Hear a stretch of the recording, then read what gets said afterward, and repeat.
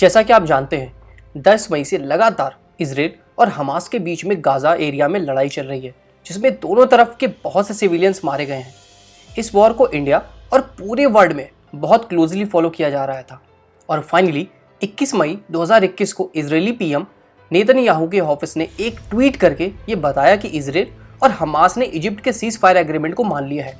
लेकिन इसके बाद भी कई हमास रॉकेट अटैक्स हुए हैं और अगले 3 से 4 दिन इस एग्रीमेंट के लिए बहुत क्रिटिकल है। आज के इस गार्डियन इंडिया के वीडियो में हम आपको इजराइल और हमास के इस लड़ाई के बारे में डिटेल में बताएंगे। पर उससे पहले एक छोटी सी रिक्वेस्ट, अगर आपको हमारा कंटेंट अच्छा लगता है तो चैनल को सब्सक्राइब करके बेल नोटिफिकेशन वाले आइकन को जरूर दबाइएगा। तो स्टार्ट करते हैं फिर। इजराइल और हमास के इस वॉर के बारे में बात करने से पहले इन दोनों की हिस्ट्री जानना बहुत जरूरी है। 1948 में आज़ाद हुआ इजराइल इंडिया के सबसे अच्छे दोस्तों में से एक है और अपनी इंडिपेंडेंस के बाद कई बार इसके मिडिल ईस्ट की पावरफुल अरब कंट्रीज जैसे जॉर्डन, सीरिया और इजिप्ट से कई बार लड़ाई हुई है। 1960 से पैलेस्टीनियन टेररिस्ट ने इजरायली सिविलियंस को टारगेट करना जारी रखा है, क्योंकि पैलेस्टीनी सिविलियंस ये मानते हैं कि इजराइल ने उनकी ज़मीन पर कब्जा कर रखा है। ये इस कॉन्फ्लिक्ट की सबसे बड़ी वजह है, क्योंकि पैलेस्टीनी टेररिस्ट ऑर्गेनाइजेशन ये चाहते हैं कि इजराइल पूरी तरीके से बर्बाद हो जाए। इजराइल के बाद अब आते हैं हमास पर।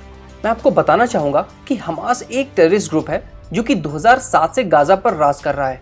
हमास का एम इजराइल को पूरी तरीके से बर्बाद करना है और हमास इजरायली आर्म फोर्सेस और इजरायली सिविलियंस में कोई फर्क नहीं मानता। हमास को पिछले 10 सालों से ईरान ने बहुत ज़्यादा वेपन्स दिए हैं, जिसमें रॉकेट्स बनाने की टेक्नोलॉजीज भी हैं।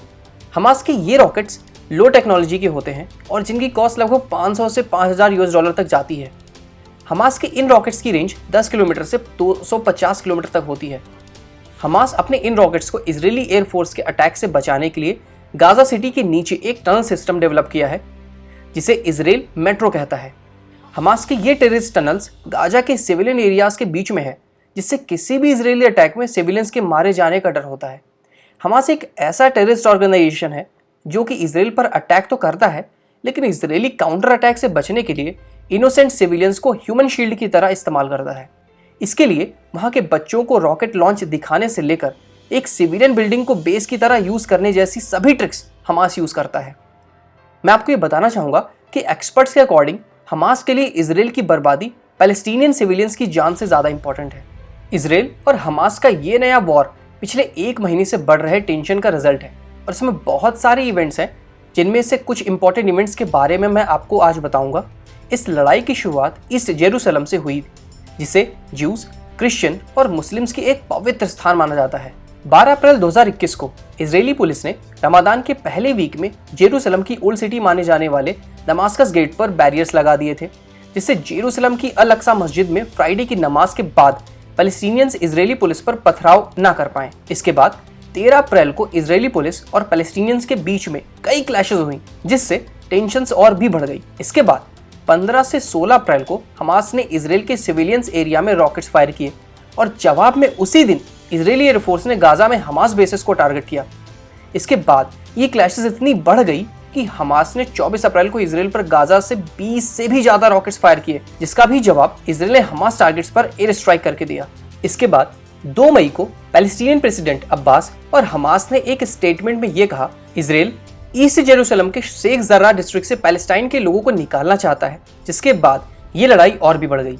इसके बाद 7 मई को, जो कि रमजान का लास्ट फ्राइडे था, अल अक्सा मस्जिद में इजरायली पुलिस और पैलेस्टीनियन के बीच में क्लैशेस हुई, जिसमें इजरायली पुलिस पर पैलेस्टीनियन प्रोटेस्टर ने फायर की और पत्थर मारे।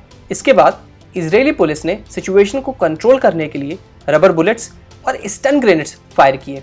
इजरायली पुलिस ने ये कार्रवाई सेल्फ डिफेंस में की थी। इसके बाद 8 मई से 10 मई तक लगातार इजरायली पुलिस और पैलेस्टीनियन प्रोटेस्टर के बीच लड़ाई हुई और अल अक्सा मस्जिद और शेख जर्रा डिस्ट्रिक्ट इस लड़ाई के मेन सेंटर बन गए। 10 मई को हमास ने इजराइल को एक अल्टीमेटम यानी वार्निंग दी कि अगर अल अक्सा मस्जिद और शेख जर्रा से सभी इजरायली सोल्जर्स को नहीं हटाया गया तो हमास इजराइल पर अटैक कर देगा। इसके बाद 10 मई की रात में हमास ने इजरायली सिविलियंस एरियाज के ऊपर रॉकेट्स अटैक्स लॉन्च कर दिया। आप वीडियो में इजराइल में हमास के अचानक हुए रॉकेट अटैक की वार्निंग देने वाले सायरन बजने पर अटैक से बचने के लिए भाग रहे इजरायली सिविलियंस को देख सकते हैं। हमास के इस अटैक के बाद Israeli prime minister Benjamin Netanyahu ने यह स्टेटमेंट दिया कि हमास ने एक बहुत बड़ी रेड लाइन क्रॉस कर दी है और इसके बाद इजरायली मिलिट्री ने हमास बेसिस पर एयर स्ट्राइक लॉन्च कर दी और ये वॉर शुरू हो गया। मैं आपको बताना चाहूँगा कि 10 मई से अभी तक हमास ने इजरायली सिटीज़ पर लगभग 4300 से ज़्यादा रॉकेट्स फायर किए हैं। इन अटैक्स को इजरायली आर्मी अपने आयरन डोम सिस्टम से रोकती है, जो कि हमास के ज़्यादातर रॉकेट्स को हवा में ही मार गिराते हैं। आयरन डोम सिस्टम इजरायली सिविलियंस के लिए एक सुरक्षा कवच की तरह काम करता है और हम गार्डिंग इंडिया के अगले वीडियो में इस सिस्टम के बारे में डिटेल में बताएंगे। अभी के लिए आप इजरायली सिटी का ये वीडियो देख सकते हैं जिसमें हमास रॉकेट्स को आयरन डोम सिस्टम के इंटरसेप्टर्स डिस्ट्रॉय कर रहे हैं। मैं आपको बताना चाहूंगा कि पिछले 2 वीक से इजरायली सिविलियंस इस तरह के डरावनी हालत में जी रहे हैं। एक बहुत अच्छा सिस्टम होने के बाद भी आयरन डोम सभी रॉकेट्स को नहीं रोक पाता है और कुछ Hamas rockets Israeli civilians areas में भी गिर जाते हैं, जिन्हें आप वीडियो में क्लियरली देख सकते हैं। अभी तक हमास अटैक में 12 से भी ज्यादा इजरायली सिविलियंस मारे जा चुके हैं, जिसमें छोटे बच्चे भी शामिल हैं। इसके अलावा 50 से भी ज्यादा इजरायली इन हमास रॉकेट्स अटैक्स में इंजर्ड हुए हैं। हमास के इन रॉकेट अटैक्स के जवाब में इजरायली एयरफोर्स ने लगातार गाजा एरिया में हमास के अंडरग्राउंड टनल सिस्टम, जिसे मेट्रो कहते हैं, और हमास बिल्डिंग जो कि अक्सर सिविलियन एरियाज में होती है, पर एयरफोर्स फाइटर और आर्टिलरी शेल से अटैक किया है।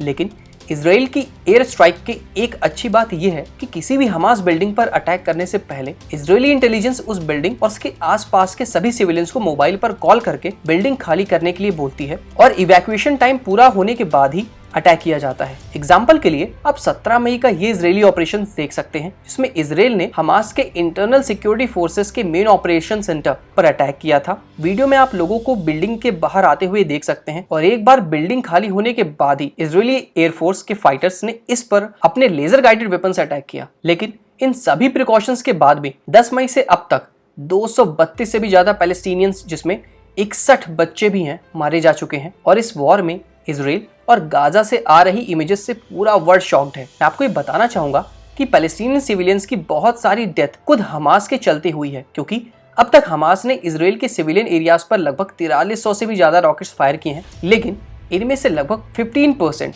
यानी 600 से भी ज्यादा रॉकेट्स मिस फायर हुए हैं और गाजा के पैलेस्टीनियन सिविलियन एरियाज में ही ब्लास्ट हो गए हैं। जैसा कि आपको पहले भी बताया है कि Hamas launch pads civilian areas में छुपे हुए होते हैं, इसीलिए हमास के किसी भी रॉकेट के मिसफायर होने पर पैलेस्टीनी सिविलियंस मारे जाते हैं, जिसमें से बहुत सारे छोटे बच्चे होते हैं जो कि क्यूरियोसिटी में रॉकेट की लॉन्चिंग को देखने आ जाते हैं या फिर मिसफायर रॉकेट को टच कर लेते हैं, जिससे वो ब्लास्ट हो जाता है और बहुत सारे बच्चों की कैजुअलिटी होती है।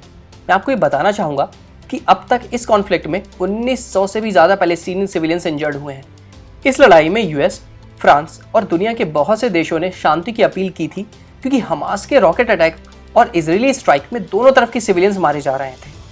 वर्ल्ड के बाद अब आते हैं इंडियन गवर्नमेंट के व्यूज पर। जैसा कि आप जानते हैं कि इजराइल और इंडिया के रिलेशंस बहुत अच्छे हैं। यही नहीं, इजराइल ने इस अटैक के दौरान भी इंडिया को कोविड रिलीफ भेजनी जारी रखी है। इंडिया वर्ल्ड की अकेली ऐसी कंट्री है जिसके सिविलियन इस कॉन्फ्लिक्ट में मारे गए हैं।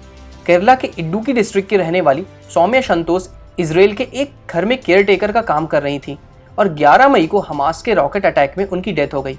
इसके बाद न सिर्फ इजराइल ने अपने एम्बेसडर को सौम्या संतोष के घर पर उन्हें श्रद्धांजलि देने भेजा, बल्कि इजरायली प्रेसिडेंट ने खुद कॉल करके उनकी फैमिली से बात की। इजराइल के इतने अच्छे कंडक्ट और इंडिया का एक सच्चा दोस्त होने के बाद भी इंडियन गवर्नमेंट ने इस कॉन्फ्लिक्ट पर फर्स्ट वीक में कुछ नहीं बोला था। फाइनली 16 मई को Indian ambassador to United Nation T S. Tirumurti ने इजराइल और हमास को इन होस्टाइल्स को कंट्रोल करने को कहा। इंडियन एम्बेसडर के इस स्टेटमेंट को इंडिया में बहुत से लोगों ने अच्छा नहीं माना, जो कि काफ़ी हद तक सही है। एक्चुअली इस बयान के 2 रीज़न हैं। पहला, इंडियन गवर्नमेंट अपने अच्छे दोस्त इजराइल के अगेंस्ट कोई स्टेटमेंट नहीं देना चाहती थी। वहीं दूसरी तरफ कोविड सिचुएशन के चलते इंडिया अरब कंट्रीज से बहुत ज़्यादा लिक्विड ऑक्सीजन ले रही है, जो कि हमारे देश में लोगों की जान बचा रहा है। मैं इतना ही कहना चाहूँगा कि एक इररिस्पॉन्सिबल बयान इंडिया की ऑक्सीजन सप्लाई को कम कर सकता था, क्योंकि अरब नेशंस इजराइल पैलेस्टाइन के मुद्दे पर बहुत सेंसिटिव है और इंडिया में अभी ऑयल प्राइसेस को लेकर अभी काफ़ी कंट्रोवर्सीज चल रही हैं। तो इंडियन एम्बेसडर का ये बयान इन सभी फैक्ट्स को ध्यान में रख कर दिया गया था।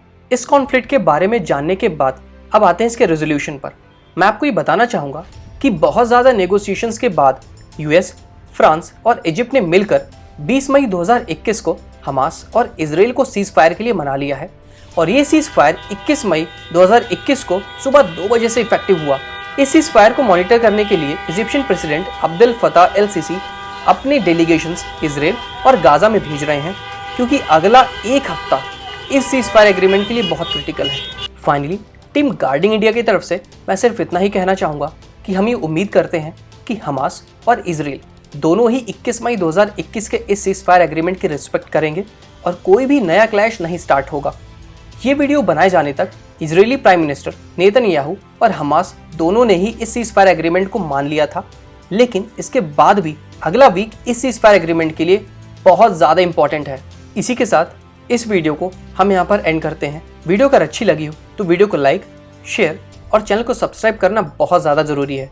हम इसी तरह आपके लिए डिफेंस रिलेटेड वीडियोज़ लाते रहेंगे। मिलते हैं आपसे जल्दी एक नई वीडियो में। जय हिंद।